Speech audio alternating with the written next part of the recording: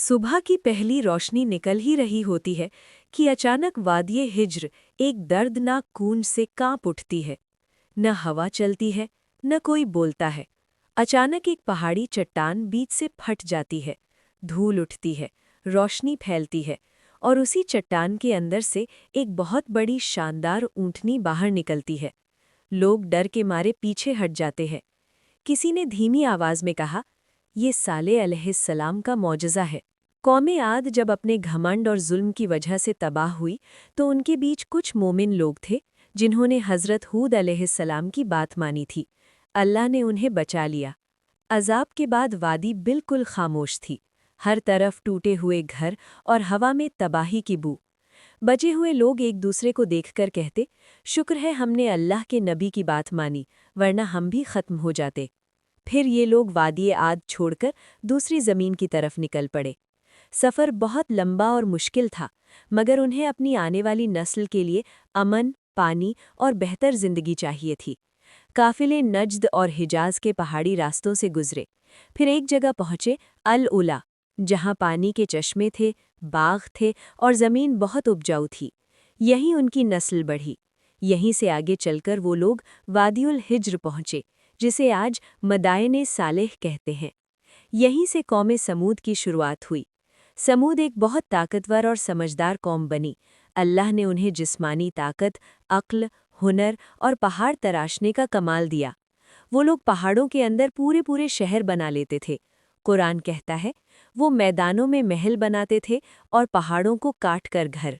उनके बाजार रोशन रहते, तिजारत चलती, रात को मशालों से वादी चमकती। बाग, खजूर, हर तरफ खुशहाली थी।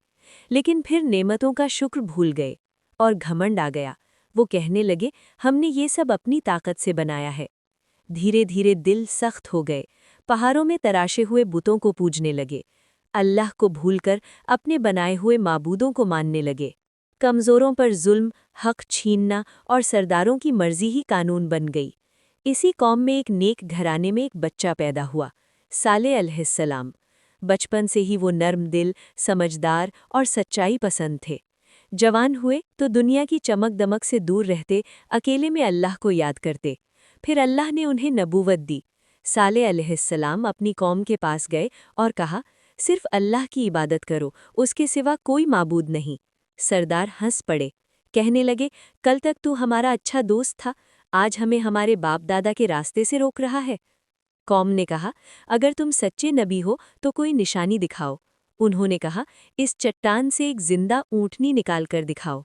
सालेह अलैहिस्सलाम ने दुआ की और अल्लाह ने चट्टान फाड़ दी। रोशनी निकली और एक बहुत बड़ी ऊँटनी बाहर आ गई। कुरान कहता है, ये अल्लाह की ऊँटनी है, अल्लाह की निशानी। एक दिन वो ऊँटनी पूरा कुआं पी जाती, दूसरे दिन उसकी दूध से पूरी कौम का गुजारा होता। मगर सरदारों को ये बात पसंद नहीं आई। घमंड फिर जाग उठा। उन्होंने साजिश रची और एक रात उस ऊँटनी को मार दिया। सालेह अलैहिस्सलाम रोते हुए आए, तुमने अल्लाह की निशानी को मार डाला, अब अजाब तय है। 3 दिन बाद वादी कांप उठी, एक जोरदार चीख आई और पूरी कौम खत्म हो गई।